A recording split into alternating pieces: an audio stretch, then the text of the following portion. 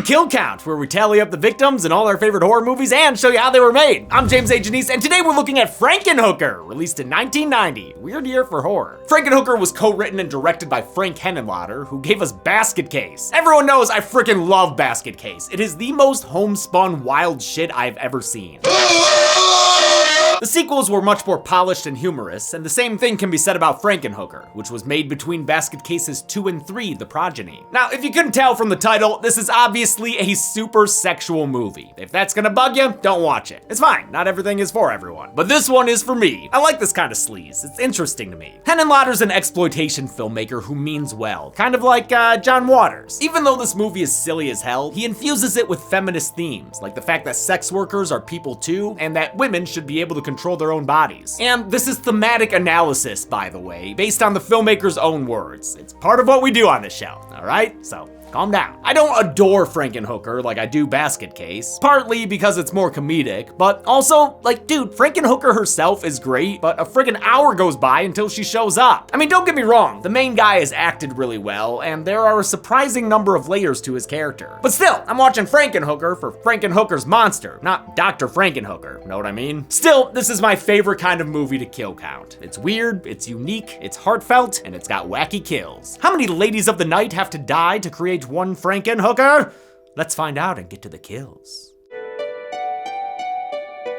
The movie begins with an eyeball! Wait, is this the subject again? Nope, it's just science. Mad science. Jeffrey Franken's the kind of guy who messes with eyeballed brains in jars. They even transmit FMV game footage, sweet, until one hammer strike too many and that thing goes up in flames. Jeff's doing this shit at his fiance's house where they're celebrating her dad's birthday. That's why Elizabeth's decked out in only the finest early 90s inflatable fashion. That's actually just a very bad fat suit. The whole thing here is she's supposed to be heavy, I guess everywhere but her face. Meanwhile, birthday dad's out here looking like Gordy with a rubber apron on too? What are you about to do dishes on your birthday, dude? Elizabeth presents to him a gift, a robo lawnmower courtesy of Dr. Franken. This is your day, I don't want any credit. An eager but ill-advised demonstration of the machine gets Elizabeth killed when it cuts her down and chops her up.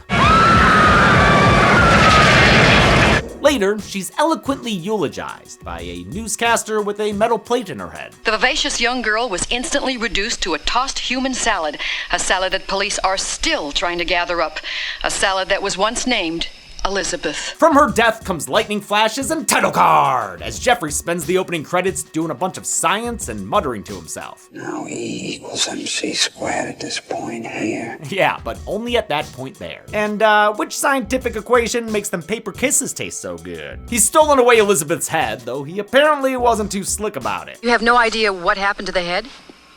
I don't know. I didn't see it. The last time I saw it, it was spinning through the air.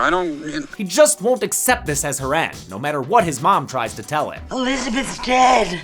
Life goes on. But why should he give up? He's a successful mad scientist. He's even got old eyeball brain back up and running. Jeffrey actually attempts to talk through his feelings of isolation with his mom. I'm antisocial.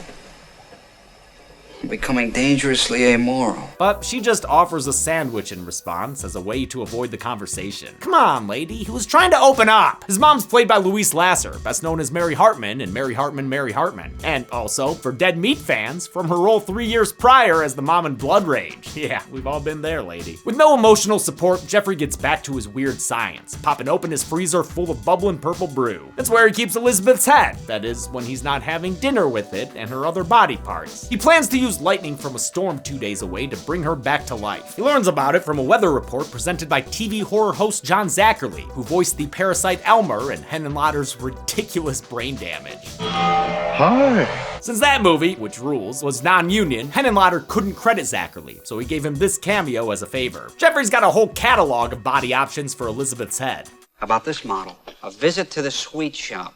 I can make you into anything you want. Yeah, anything she wants, dude, sure. Considering those Michelin Man clothes were supposed to make her look overweight, it's clear Jeffrey is using this opportunity to rebuild Elizabeth how he wants her, rather than how she was. Problem is, if he wants sexier body parts, they're gonna have to come from someone who's alive. How to acquire those parts is such a brain teaser, he needs to physically stimulate his mind. He does so with a power drill he spins up and sticks into his skull, really swirling up his imagination. It does the trick, and he realizes he can can get what he needs by exploiting the most vulnerable among us, sex workers in the city. Hey, you looking for some action? On a date? He pulls over and says he's looking for parts. Yes, beautiful parts. And parts these ladies have. His fat wad drives this chick Honey insane, so she agrees to get him a few girls for a parts party, as long as it's cool with her pimp Zorro. She ain't talking about Antonio Banderas. Zorro is the lord of these nether realms, ruling by decree of muscles and spray tan. Oh, and drugs. Yeah, the drugs are probably the most effective way he rules. He pushes crack on everyone, which is killing them. So Jeffrey decides to buy some and create super crack. Eureka! With it, he'll be able to peacefully kill the sex workers whose bodies he needs. In fact, it's not even really killing them. You know, it's more like letting them die. I'm not shooting anyone. I'm not stabbing anyone. Nobody has a gun to their head. If they don't want to do it, they can just say no. This, of course, directly quotes First Lady Nancy Reagan's campaign against drugs. Henenlotter's always been as political as he's been subversive. You can see that in the TV cameo by the late Beverly Bonner, who was Casey in Basket Case. Credited as Casey in this movie as well, she advocates for legalization of sex work. I'm talking about women selling their bodies because they no longer have any other choice. Frankenhooker's seedy setting and subject matter was inspired by Henenlotter's time shooting Brain Damage. That was done on the west side of New York City, where he was a first-hand witness to the crack boom and its effects. In contrast, Frankenhooker was partly filmed in a studio warehouse near Greenwich Village, back-to-back with Basket Case 2. It was a quick shoot, only 6 weeks. Henenlotter, a true blue indie filmmaker, didn't love the tight schedule and union crew, since it meant he had less freedom and improvisation on set. Still, a union film with a few $1,000,000 behind it was huge for some of these people. Going from the really low-budget films that I started with, like Bad Girls Dormitory, Robot Holocaust, Young Nurses in Love, Deranged, to a $5 million budget film to me was like, holy shit, I'm gonna be in this huge Hollywood movie. Jeffrey tests his product by billowing the super crack into a rodent's cage and talking to it like it were a sex worker. Is that part necessary? Oh, if you weren't a guinea pig, I'd jump in that cage myself. Careful, dude, you sound like you're gonna blow.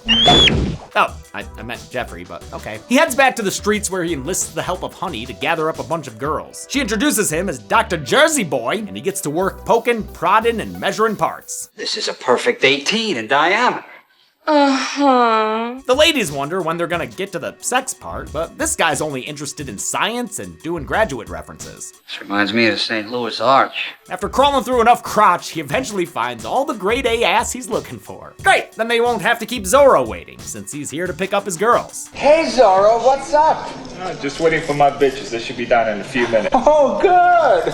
Henenlotter sure loves his motel clerks. Also, why did that "what's up" sound like Bloodhound Gang and Mope? Hey Pac-Man, what's up? Hey Zorro, what's up? Me, you bitches! I'm high on crack! Oh, wow, that actually works real well with Zorro. Jeffrey has second thoughts, ethical thoughts, and decides he can't kill these ladies. He throws money at them to get them to leave, but then they find the super crack, and that gets them going. Look at this, girls! The party ain't over yet! The near-nude ladies hold Jeffrey down and tear into the super drugs. Not sure they're doing it right there, but they get it down enough to get real high, take their clothes off, and dance around the room. You know, some critics describe this movie as having softcore porn elements, but I just don't think you can smoke crack and still call it softcore. Oh wait, actually, never mind, yeah, it does look like softcore porn, you're right. But don't get distracted by the debauchery. Remember what happened to that guinea pig? Well, ladies, it'll happen to you. It's awfully hot in here.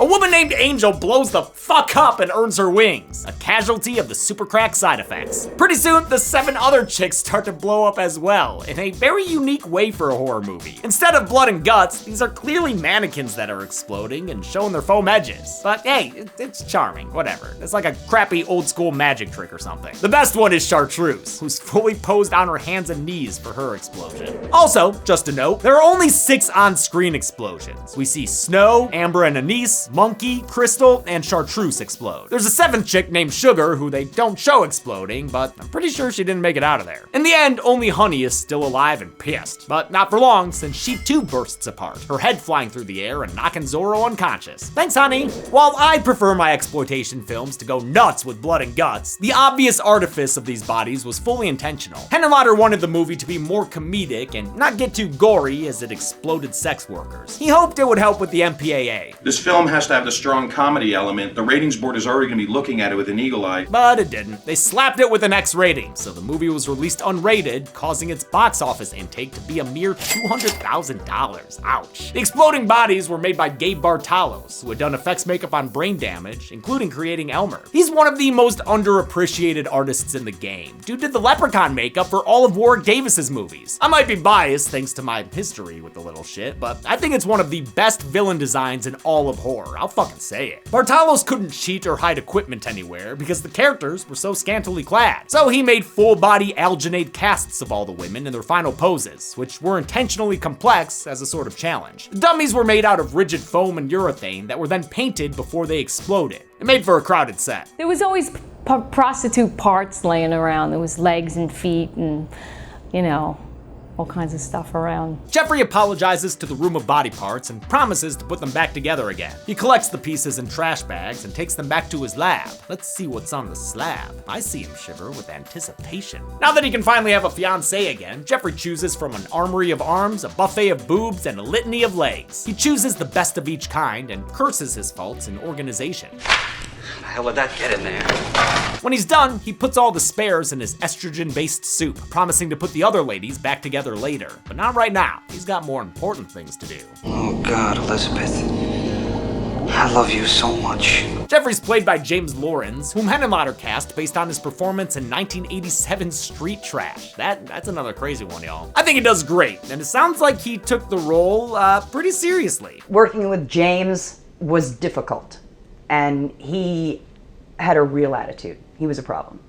He was just such a diva. I thought that lady was joking at first, but man, she did not let up. Well, what about this? And what about this? And it's like, well, you just fucking measure my arm. It's a 2-second shot. The storm moves in overhead, but Jeffrey ain't fishing for Black Cloud wreckers. He's ready to zap life into his Frankenbabe. It's about damn time, too. We're almost an hour into Frankenhooker and have yet to see Frankenhooker. He goes through the usual motions of mad science. You ever think about how damn influential OG Frankenstein was? It's just endlessly imitated. And in this case, exceeded, if only in height of platform. The extra yards get the job done, and Franken Elizabeth is given all the juice she needs. And then some. In fact, she's already standing upright by the time he brings her back down and unveils her in all her purple glory. Ladies and gentlemen, there we have her. It's Frankenhooker. Elizabeth.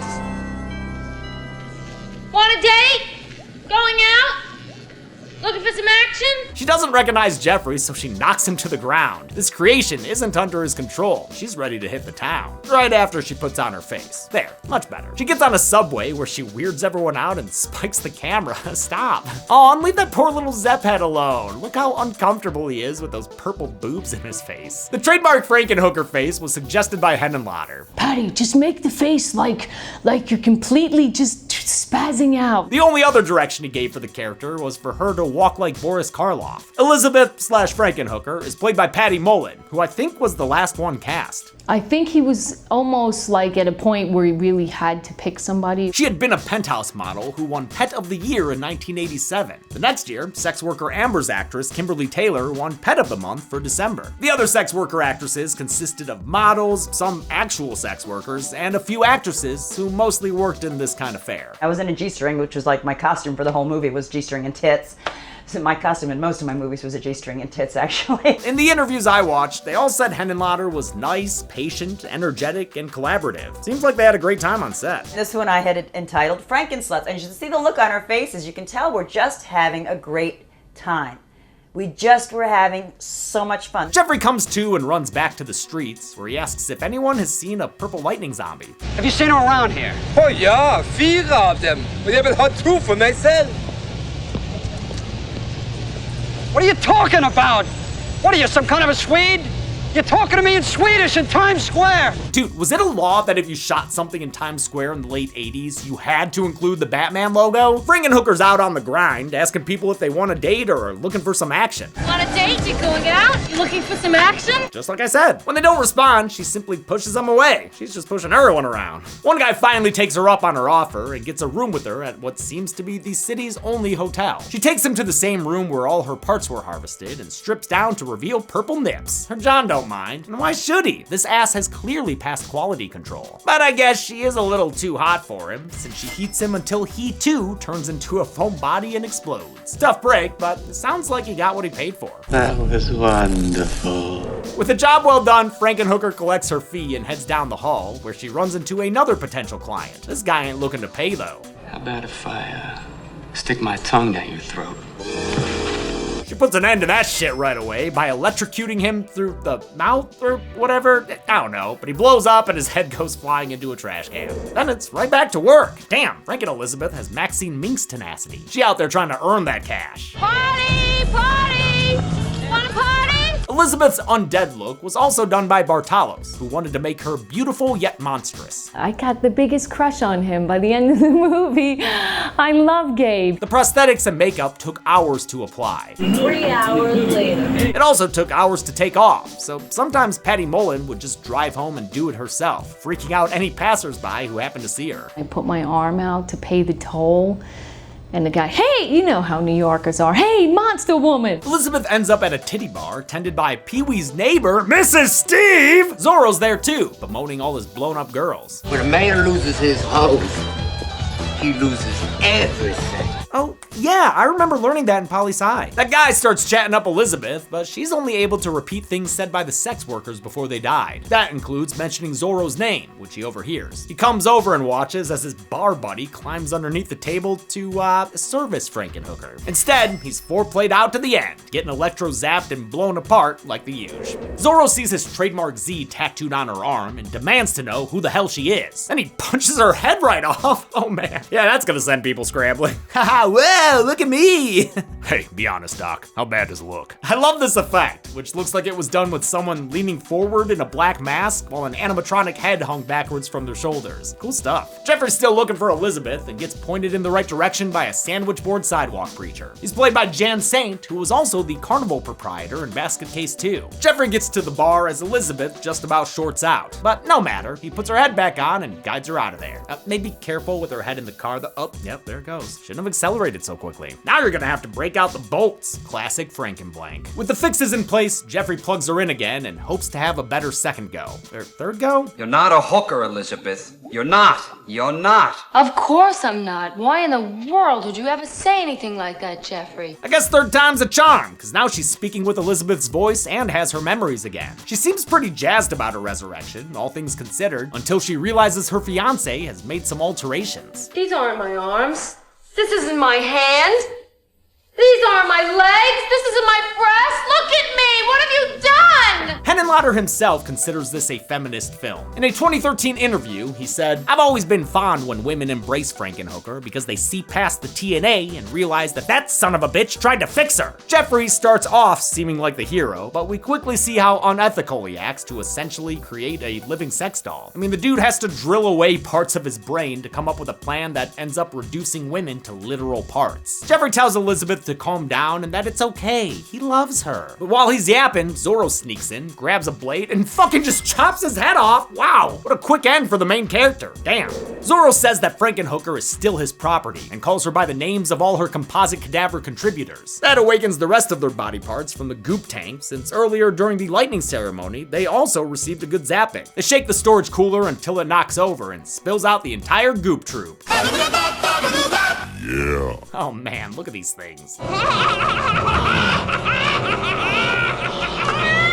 Oh shit, get the fuck away from me! I love these disgusting body part creatures that look Brian Usna-esque. He's the madman who gave us the shunting and a whole lot of goopy fleshy stuff like this. But this is more great work by Bartalos. This monstrosity, which he named the Titty Twister, was a large puppet with a remote-controlled head. To accommodate the puppeteers operating this thing, the floor of the lab set had to be raised 4 feet off the ground. The body parts have their way with Zorro and kill him by dragging him back inside the freezer to be put on ice. That leaves Elizabeth with some peace and quiet, and Jeffrey's head, and she knows just what to do with that. The movie ends with Jeffrey waking up to Dr. Frankenhooker, who's sewn his head back to his body. A body. Holy shit! That's not my hand! What are these boobs? Elizabeth, what did you do to me? This is like the world's most inappropriate carnival cutout. Since his serum only works with estrogen, she's given him a female body. Now Jeffrey, ain't you so pleased with super science? How many bodies wound up on the old Frankenhook? Let's find out and... oh. Shit, I need a to the numbers bit. Oh. Oh, yeah, that's the stuff. Oh. It's right behind me the whole time. Just need some crack.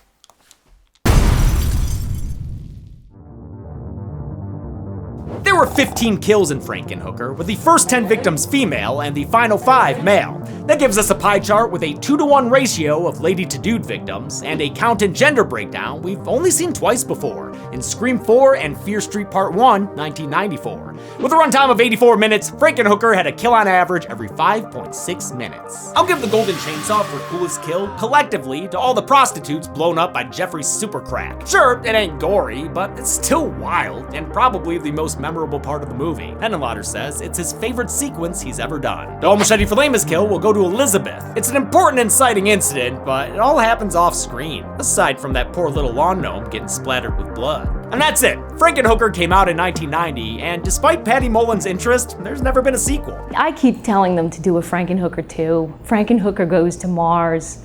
Frankenhooker goes surfing. Next week you get 2 episodes. Be thankful for that. But until then, I'm James A. Janice. It's been the Kill Count. On the next Kill Count. In 2007, director Eli Roth made a fake trailer for a new vision of holiday horror. 16 years later, it finally came to life. Happy Thanksgiving! On the anniversary of a tragedy that rocked the town of Plymouth, Massachusetts, a killer has come to carve up its ungrateful residents. Gather round the table, everyone. It's the Pilgrim Reaper, John Carver, here to celebrate the day on everybody's lips. It's Thanksgiving. Thanksgiving. It's Thanksgiving! It's an American holiday! Thanksgiving is a slasher whodunit in the vein of Scream and its imitators, which it references heavily. It's got as many suspects as side dishes. Be careful who you trust. Honestly, maybe too many. You've met Detective Chu, yeah? I can't remember if I did. I can't even remember if he made it into the kill count. But at least this cast of killable teens and colorful locals are fun to watch. Wonderful! Almost as fun as watching them die. Dinner is served. This week, silence your bickering relatives and gather around the table for Thanksgiving. This is insane. Then on Wednesday, be thankful for a special festive kill count, only on Dead Meat. Thanksgiving is an institution. Thanksgiving. It can currently be watched on the pictured streaming platforms. Dead Meat always recommends you watch the movie for yourself before its kill count. It's the only way to have your own properly informed opinion. Kill counts are never meant to replace the experience of watching a film. Thanks a lot for watching this kill count for Frankenhooker. This is another one that is on my kill count bucket list. Now I get to check that one off. Fun fact, we actually helped produce a very Frankenhookers-like short film. It's called Frankenbabes, and it's by Andrew Bowser, the guy who did Onyx the Fortuitous. It's very much in the vein of this movie, and it actually also stars Jimmy Simpson. Right now, we're doing the whole festival thing with it, but when we have its internet debut, it'll be over on Dead Meat Presents. One thing we're gonna try to do in 2025 is premiere short horror films on Dead Meat Presents. The only way we can do stuff like that is with the support of you, our fans, and our patrons, such as Luca Anzelio, Trace Griffin, Derek Keith, Dave, Skeletor Core, Kentucky Kaiju, Diana Victoria, and Chandler. Thanks everyone. Be good people.